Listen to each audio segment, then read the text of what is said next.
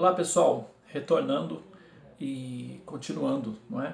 Com a nossa explicação dos temas relacionados aos conhecimentos védicos. Eu no vídeo passado fiz um vídeo falando sobre detalhes e curiosidades correlacionados com os temas védicos, tá? Agora eu vou entrar nesse vídeo já na ideia propriamente dita, que é o mecanismo da criação do mundo material, ok? Muito bem.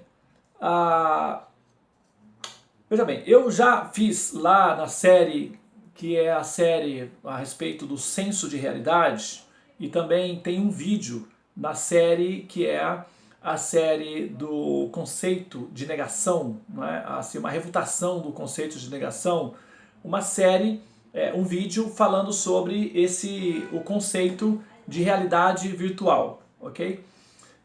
Na série, o senso de realidade, exploro isso de uma maneira mais pontual.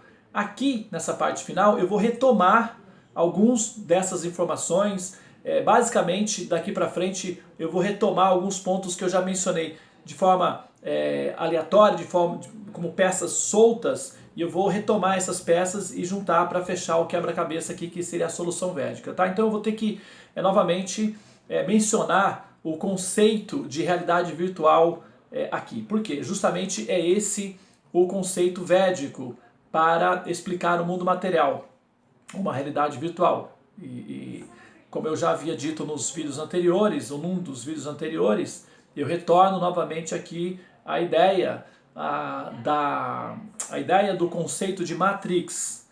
Esse conceito de Matrix, inclusive a palavra Matrix, que vem de um termo védico chamado Matrika, ok? Matrika. A palavra Matri, de mãe, Mother, né? Vem de Matri, que significa a raiz, a fonte. Eu, como astrólogo, por exemplo, tenho um item do mapa astral que nós, quando queremos analisar a mãe de uma pessoa, nós olhamos em um conceito que chama-se Matrikaraka. Quer dizer, um indicador da mãe, matrika, matricona, ou matrika. Matrika é uma palavra védica, ok? E essa palavra matrika significa a raiz. E a palavra ocidental, o conceito ocidental para matrix, vem daí, do conceito de raiz, tá? É um outro termo védico que está aí. A humanidade utiliza muitos termos védicos que ela desconhece que são termos védicos. Por exemplo, a palavra domingo, ok? Domingo, você vai ter aí na palavra domingo, que significa, é uma palavra latina, né? Que tem essa palavra wom, D-O-M, wom. Domingo significa o dia do predominador, ou o dia supremo, ou o dia de Deus, o dia do absoluto, o dia dedicado ao supremo, ao grandioso supremo. E justamente aí temos a palavra Om, ok? Quando você tem, por exemplo, um dom, tá? Você tem um dom. O que significa um dom? Um dom significa um presente divino, que vem de Deus. A palavra Om, de novo, está presente. Na palavra omnisciente, né? Omnisciente.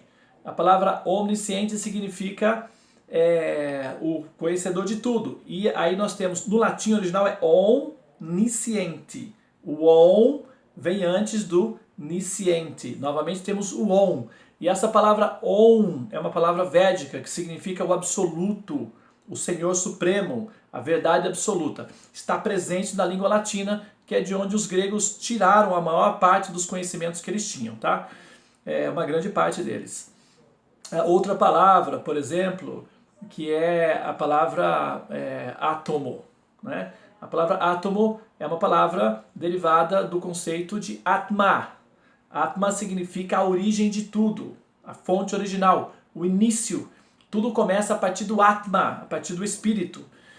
E o átomo, que é uma palavra grega, foi retirada do conceito de origem, de Atma. Então, para dar início ao átomo, que seria, no caso, a menor partícula divisível pelo ponto de vista daquela época, né? Agora já sabemos que não.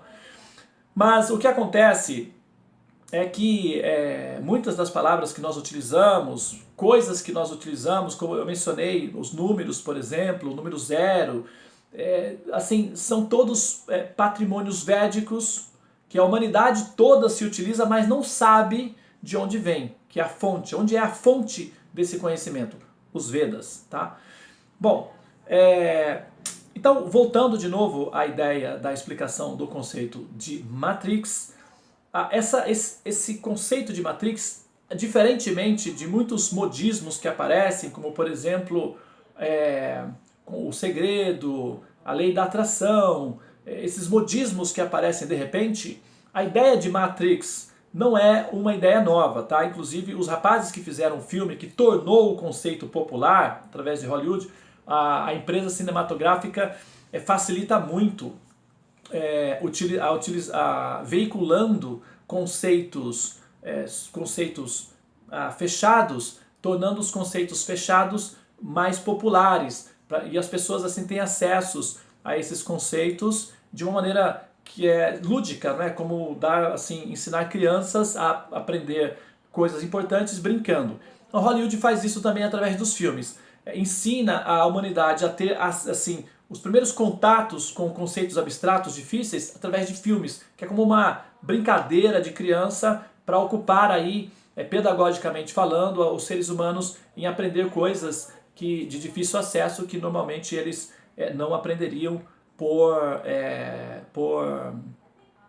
conta própria, ou seja, eles não buscariam aprender isso por si mesmos. Espera aí, deixe-me analisar isso daqui. Isso, uma quantidade muito pequena de seres humanos fazem isso. Do modo geral, a grande massa não faz. Então, a grande massa tem acesso aos conhecimentos mais compactados através da indústria cinematográfica.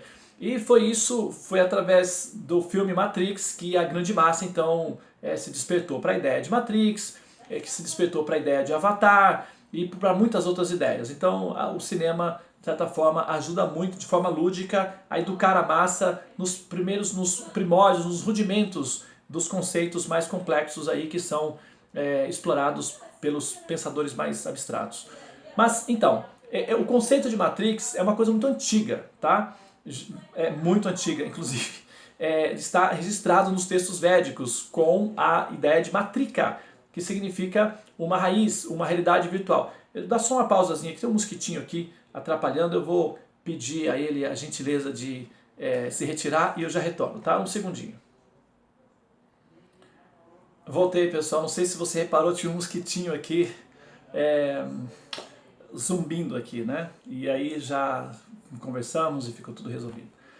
Agora, voltando ao assunto, como eu estava dizendo, o conceito de Matrix, não é um conceito que veio para ficar, ok?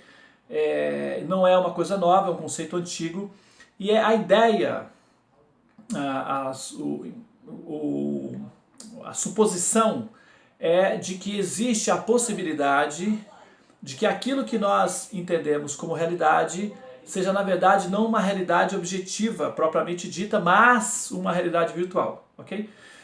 Bom, essa ideia de realidade virtual já está, na verdade, o primeiro item do estudante védico é entender que a realidade que nós entendemos, aquilo que nós admitimos ou aquilo que nós chamamos de realidade, é, na verdade, uma realidade virtual. E a palavra para expressar a realidade virtual nos Vedas, presente nos Vedas, chama-se Maya, a ilusão.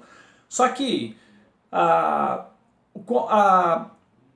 os detalhes de como investigar essa realidade virtual, ela exige ou exigiria certos conceitos mais detalhados que não foram necessariamente disponibilizados nos Vedas, porque o ser humano também tem aí a sua contribuição particular na construção do conhecimento, nas descobertas que ele faz, assim, verificando nos detalhes os tijolinhos que comporiam aí o sentido de realidade que nós temos.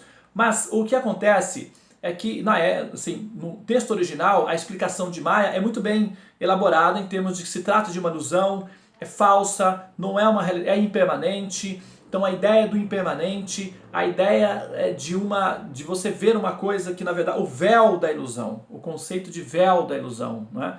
Isso já estava sendo explorado nos Vedas, ou explicado, disponibilizado nos Vedas há muitos centenas de séculos. Mas com o advento do avanço do conhecimento da matemática, da física e da química, já se pode falar de maneira mais apropriada, ou mais propriamente, digamos assim, de uma forma mais clara, no conceito de que nós estamos tratando de uma realidade criada artificialmente, baseada em princípio matemático. E a teoria das cordas é uma das, talvez, a explicação que mais se aproxima do conceito védico de explicação de realidade virtual, tá? Inclusive, a palavra cordas, por uma coincidência muito interessante, é uma palavra que é utilizada nos textos védicos, tá? Chamado de gunas. São chamados as 3 gunas, que são as 3 cordas, ou como tem as 3 cores primárias, de onde todas as outras variedades de cores apareceriam. Essas 3 qualidades fundamentais da matéria seriam a origem de toda a variação de objetos que nós observamos no universo. Seriam os 3 modos da natureza material, ou as 3 gunas, as 3 cordas. Então a base seria a combinação de 3 cordas. Os cientistas atuais conseguiram identificar uma variação dessas cordinhas, que seriam as string theories, as teorias das cordas. Mas os Vedas explicam que essa variação de cordas que os cientistas estão vendo atualmente, elas podem ser compactadas em apenas 3 cordinhas originais, tá? E essas 3 cordas originais são, pela combinação dessas 3 cordas originais, a vibração produz então todas as variedades disponíveis que o ser humano tem acesso do ponto de vista tridimensional que o processador, que é o cérebro, consegue processar. Atualmente se fala de muitas cordas e tal, mas o texto original védico admite 3 cordas. E a mistura das 3 produz todas as outras formas de realidade, assim como as 3 cores primárias. Mas também se fala de cordas, né? Fala-se cordas, são as gunas, as 3 gunas. Muito bem. Então, o que eu quero, como eu já explorei o conceito de percepção de realidade nos vídeos passados, eu vou dar rapidamente a ideia aqui novamente, tá? Sem tentar entrar nos muitos detalhes, apesar de que quando a gente está falando, as ideias vão surgindo e fica difícil às vezes de impedir que essas ideias sejam exploradas, até mesmo porque elas reforçam e enriquecem o conteúdo, tá? Mas eu vou tentar ser sucinto, porque eu já mencionei os assuntos assim, no momento passado, ok? Bom, acontece que eu vou dar um exemplo muito simples. Para que é uma realidade virtual, isso está claro. Isso não é preciso necessariamente que você precise ter uma fé religiosa, uma religião, nada disso. É só buscar os compêndios científicos, o conceito mais atualizado em termos da comunidade científica, para entender que nós estamos diante de uma realidade artificial, não tem como negar isso daí mais, tá? É uma conquista da humanidade. Por isso que eu estou dizendo que o conceito de Matrix não é um modismo que passa. Ele, na verdade, é uma redescoberta do ser humano da origem da ideia de que isso tudo é uma fantasia, uma ilusão, tá? Seria, no caso, a Matrix. Agora, o que a gente vai fazer é entender o porquê, não é? O porquê que essa Matrix está aí. Qual é a função dessa Matrix e quem criou essa Matrix, com qual objetivo. Nós já sabemos que, por se tratar de um princípio matemático compactado, zipado, digamos assim, um universo é um código matemático, e interpretado pelo processador, ele se apresenta sob a forma de realidade. Nós queremos saber a inteligência que está por trás desse código, desse criptograma, que é o universo, e por que o criptograma foi criado. Então isso daí é que nós estamos investigando, tá? Não vamos mais entrar na questão da possibilidade de ser ou não realidade, porque já sabemos que não é uma realidade, já sabemos que é uma virtualidade. É real, porém virtual, por isso se diz realidade virtual. ela tem a funcionalidade terapêutica de produzir conhecimento, de produzir sensações, de produzir experiência, de produzir emoções, mas ela não tem a propriedade de ser uma realidade objetiva.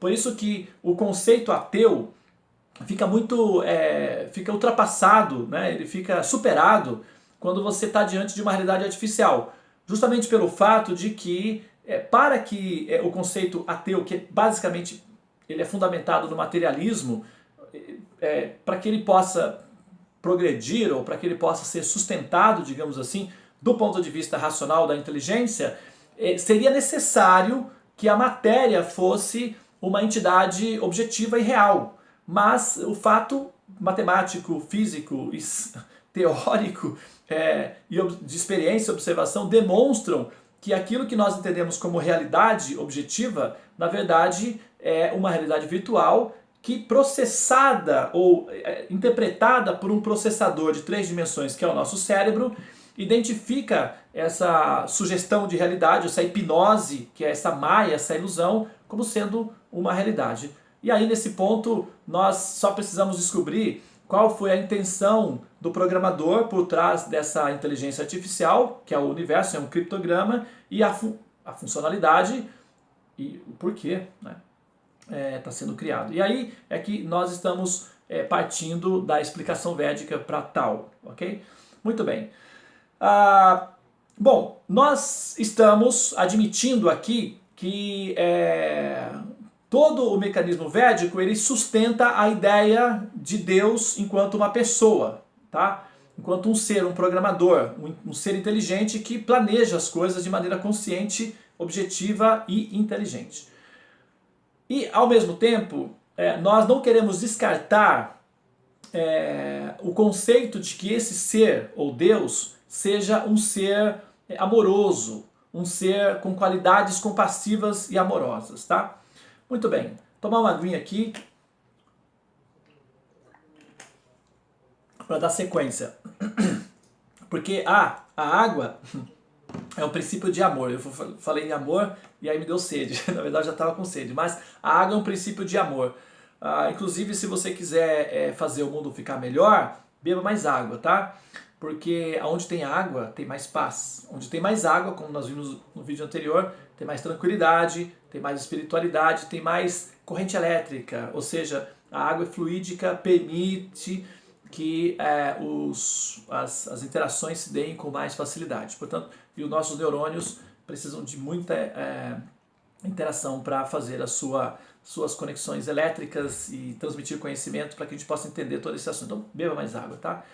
Voltando ao assunto, veja bem, eu vou dar uma metáfora aqui, eu já dei a metáfora, vou retomar essa metáfora, tá? Supomos que eu seja Deus e então quis expandisse a alma. Quando eu falei na série das mônadas, do princípio da mônada, a ideia do princípio da mônada é que Deus cria o ser, tá? O conceito védico não admite essa possibilidade. Por quê? Porque a alma, o espírito, é um ser eterno, da mesma qualidade de Deus, ok? Poderia-se argumentar que Deus poderia ter criado uma coisa e essa coisa ser eterna simultaneamente, porque nada é impossível para Deus. Mas isso soa como um truque psicológico, soa como um truque da inteligência, né? Não é muito prático nesse sentido. O que acontece é que a qualidade do ser, da entidade viva, é a mesma qualidade do ser original, dessa pessoa, dessa personalidade de Deus, que é uma das qualidades de ser eterno. São 3 qualidades, digamos, mais popularmente observadas quando se fala de Deus. É o fato de ele ser poderoso, o fato de ele ser eterno e o fato de ele ser amoroso. Então tudo, nós quando temos pensamento Deus, temos basicamente essas 3 concepções de antemão e à disposição da primeira percepção que temos de Deus, ou seja, que ele é um ser eterno, que ele é um ser poderoso e que ele é um ser amoroso. Então, aí nós temos aí as 3 qualidades básicas que misturadas dão todas as variações de qualidades possíveis para todas as ideias que nós podemos perceber ou conceber da pessoa de Deus, ok? Muito bem. Uma vez que Deus é um ser eterno,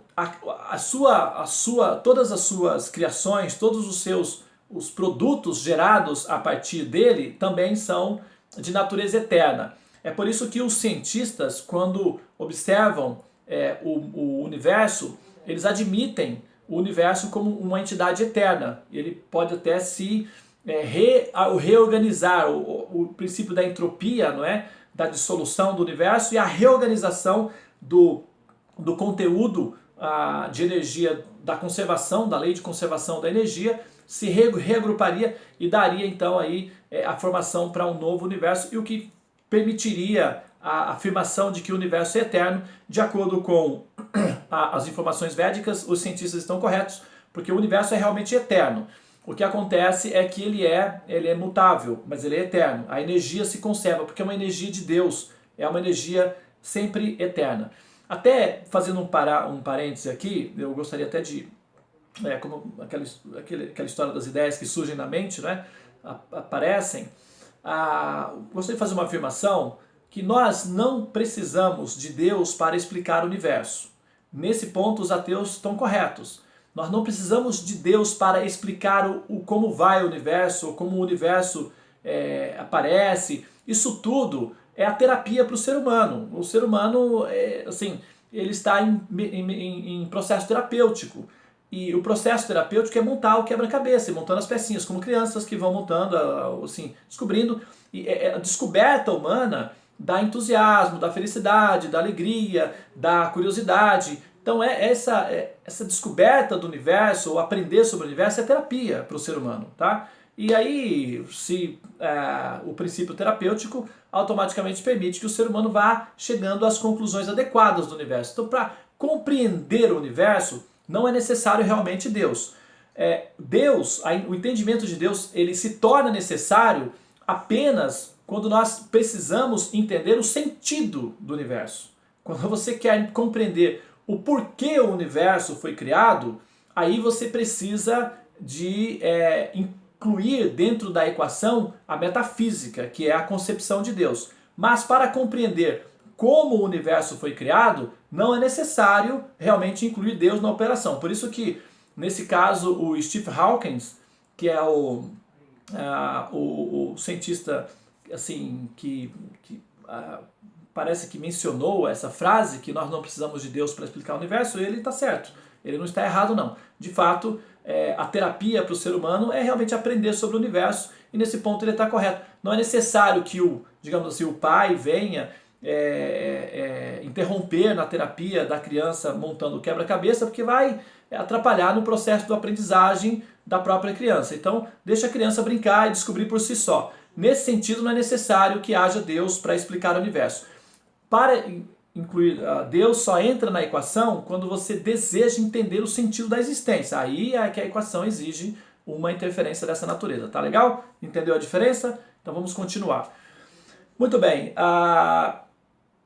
Como eu estava dizendo, a ideia do sentido que nós temos de realidade, então como Maia, como ilusão, tudo isso daí já foi apresentado nos textos védicos, ok? E o objetivo disso é explicar justamente a natureza de uma das qualidades de Deus, que é a qualidade de ser amor. E como é que o mundo material, como uma realidade virtual, explicaria a qualidade de Deus enquanto amor? Então vamos lá. Primeiro vamos explicar a questão da diferença que existe entre a ideia de eternidade, tá? Que no conceito védico, Deus, ele não cria as almas a partir do nada, de repente, vou criar as almas. Ele não faz isso, tá? O que acontece é ele expande essas almas.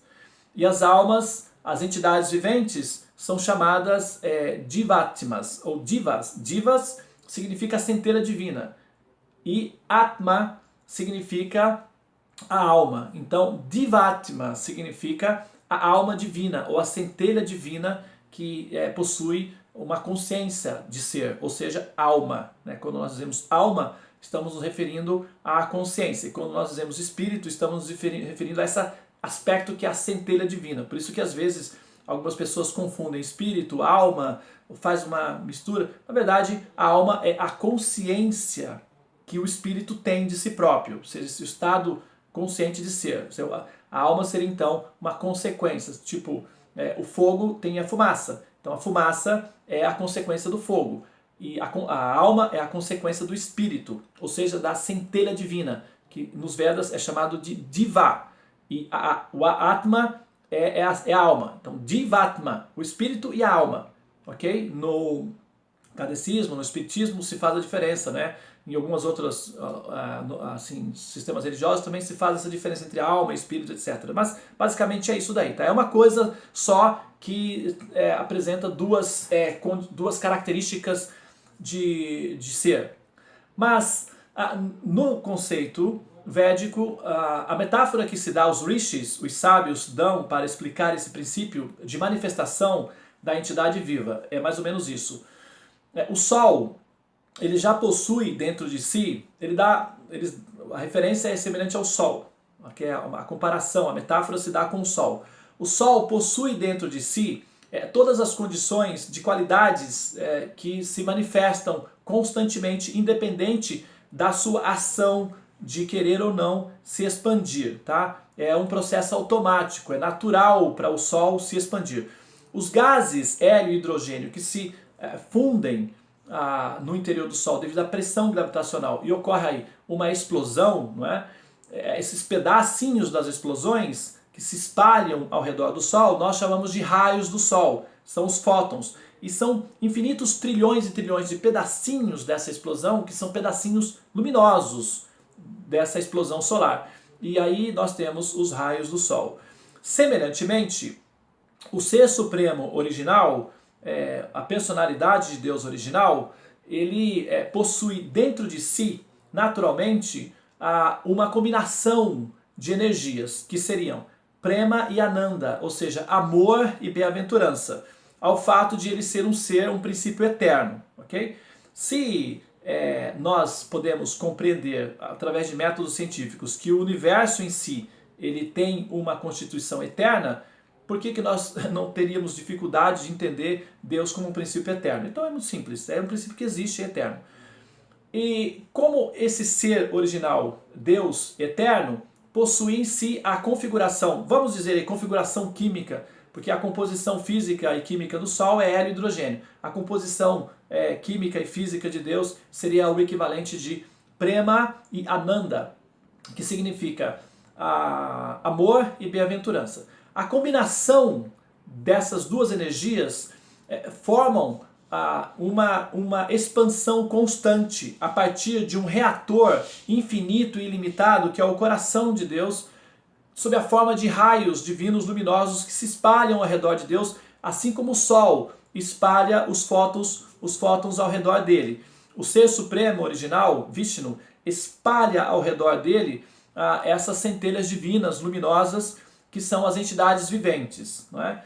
Mas aí se pode dizer assim, mas então, Devananda, isso não é o equivalente de uma criação, de um princípio criativo? Não. É o equivalente de uma expansão de algo que já existia. Assim como o princípio já existe dentro do Sol, ele apenas expande, o princípio da entidade vivente já existe como parte integrante de Deus na forma de potência, de energia. Na medida em que ocorre a expansão, cada pedacinho, cada expansão, cada ser fragmento, cada indivíduo, cada centelha divina, cada Divatma passa a tomar consciência da sua existência enquanto indivíduo. Antes disso, esse ser estava no estado imanifesto, ou no estado potente, na forma de potência, não na forma de potência consciente, mas na forma de potência manifesta. Quando o Supremo expande essa potência inconsciente e manifesta, ela passa então pelo processo de começar a tomar consciência da própria existência enquanto potência manifesta. É mais ou menos assim, olha, para ficar bem facinho aí, bem mastigadinho. Imagina que você é um homem, né? Se você é um homem, você não precisa imaginar isso, tá? Fica mais fácil, só olhar no espelho. Mas, imagina que você está na idade reprodutiva, ok? Vamos dizer aí, já pode se reproduzir. Então, caso você tenha uma parceira para para dê sequência no plano, você, dentro de cada porção, que seria aí, digamos, um pacote de sêmen, existem aí mais ou menos de 400 a 500 milhões de espermatozoides, ok? Apenas em uma única, se você realiza um ato sexual, numa única ejaculação, você então transmite para o interior do útero da mulher, no caso da sua parceira, uma quantidade num pacote seminal, que é uma bolsa nutriente, não é?